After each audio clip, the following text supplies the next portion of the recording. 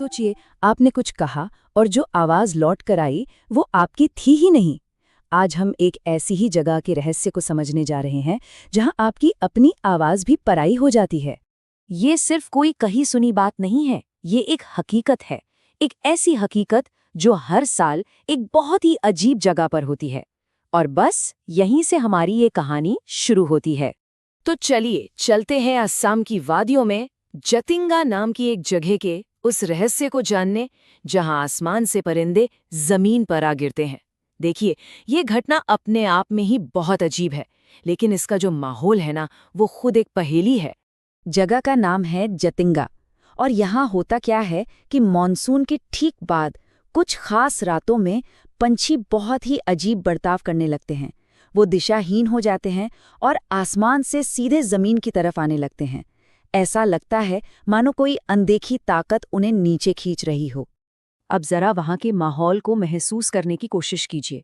घना गहरा कोहरा, इतना कि हाथ को हाथ न सूझे, साथ में तेज हवाओं का शोर। अब होता यह है कि जब हमें कुछ दिखाई नहीं देता ना, तो हमारी सुनने की शक्ति कई गुना बढ़ जाती है। हर छोटी से छोटी आवाज भी कान फाड़ने वाली लगती है।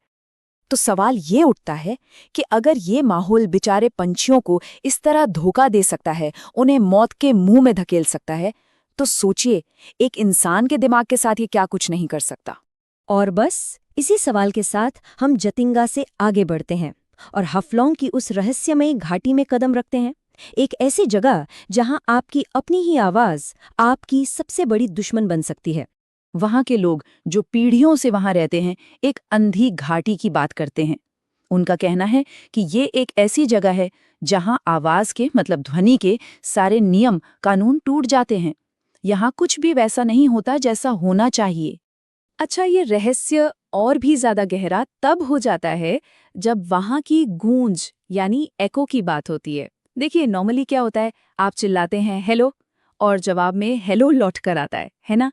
लेकिन हाफलॉन्ग में वहां के लोगों का दावा है कि अगर कोई हेलो चिल्लाए तो जवाब में जो लौट कर आता है वो एक तीखी सिसकी होती है। और बात सिर्फ यहीं पर खत्म नहीं होती। कहते हैं कि ये गूंज बहुत अजीब तरह से देर से लौटती है। मतलब आपने कुछ कहा, 10 सेकंड तक पूरी खामोशी, और फिर जवाब में कुछ ऐसा लौटकर आता है जो आपने कभी बोला ही नहीं था। ऐसा लगता है जैसे उस घाटी की अपनी कोई सोच हो, अपना कोई दिमाग हो। तो क्या ये सब सच में कोई भूत प्रेत या कोई अजीब शक्ति का खेल है, या फिर इसके पीछे कोई साइंस है, कोई विज्ञान छिपा है? चलिए अब इन डरावनी आवाजों के पीछे की फिजिक्स को समझने की कोशिश करते हैं। देखिए, ये जो अजीब घटना है ना, इसके पीछे 3 मेन साइंटिफिक चीजें काम कर रही हैं। पहला, आवाज का दीवारों से टकराना। दूसरा, उसका फिल्टर होना। और तीसरा, एक बहुत ही अजीब तरीके से उसका मुड़ जाना। ये तीनों जब मिल जाते हैं तो एक सीधी सादी आवाज एक खौफनाक तजुर्बे में बदल जाती है। तो सबसे पहले ये समझिए, घाटी की जो चट्टानी दीवारें हैं वो एकदम शीशे जैसी चिकनी नहीं है, वो खुरदरी हैं। उन पर पेड़ पौधे, काई, ये सब उगा हुआ है।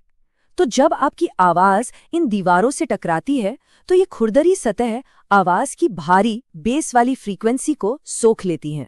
तो होता क्या है, आपकी आवाज का सिर्फ ऊंचा और तीखा हिस्सा ही बचता है जो लौट कर आता है। और बस यही वजह है कि एक मर्द की भारी आवाज भी एक पतली चीख या सिसकी जैसी सुनाई देती है। दूसरा कारण है गैलोपिंग एको।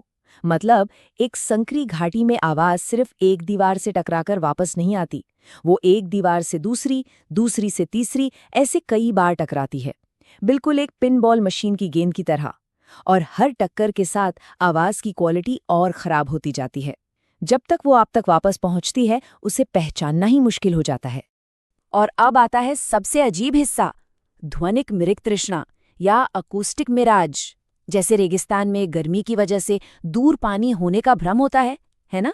बिल्कुल वैसे ही घाटी में जब हवा की परतें अलग अलग तापमान पर होती हैं तो वो ध्वनि तरंगों को मोड़ सकती हैं। आपकी आवाज सीधी जाने के बजाय किसी पहाड़ के ऊपर से घूमकर कहीं और ही निकल जाती है। इसका मतलब क्या हुआ? इसका मतलब ये कि जो आवाज आप सुन रहे हैं वो शायद आपकी गूंज है ही नहीं। हो सकता है वो मीलों दूर किसी गांव से आ रहे किसी के रोने की या बात करने की एक टूटी फूटी बिगड़ी हुई आवाज हो, जो आपको अपनी ही आवाज का जवाब लग रही है। तो अभी तक हमने घाटी की फिजिक्स की बात की, आवाज कैसे बदलती है ये समझा। लेकिन इस पूरी कहानी का जो सबसे बड़ा खिलाड़ी है ना, वो कहीं बाहर नहीं है, वो हमारे अपने अंदर बैठा है, हमारा अपना दिमाग। साइकोलॉजी में एक टर्म है एपोफेनिया। इसका सीधा सा मतलब है हमारे दिमाग की वो आदत जो बेतरतीब, बेमतलब चीजों में भी कोई मतलब, कोई पैटर्न ढूंढने लगती है। सबसे आम उदाहरण है बादलों में चेहरे या जानवरों की शक्लें देखना।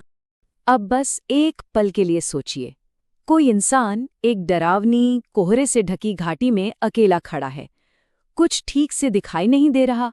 ऐसी हालत में दिमाग खतरे को भांपने के लिए, अपनी सुरक्षा के लिए किसी भी आवाज में कोई जाना पहचाना पैटर्न ढूंढने के लिए बेताब हो जाता है। और इसी बेताबी में दिमाग हवा के शोर से एक इंसानी आवाज बना लेता है, या उस टूटी फूटी गूंज में कोई इरादा, कोई धमकी ढूंढ लेता है। यानी जो असली दानव है वो बाहर नहीं, वो दिमाग के अंदर ही है, जो खुद ये डर बना रहा है। तो फिर आखिर में बचता क्या है, हकीकत या सिर्फ एक वहम?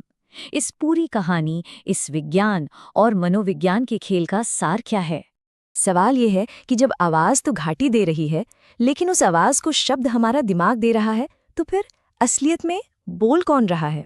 कहते हैं कुछ लोगों को अंधेरे में बस 2 शब्द सुनाई देते हैं, मैं यहाँ हूँ,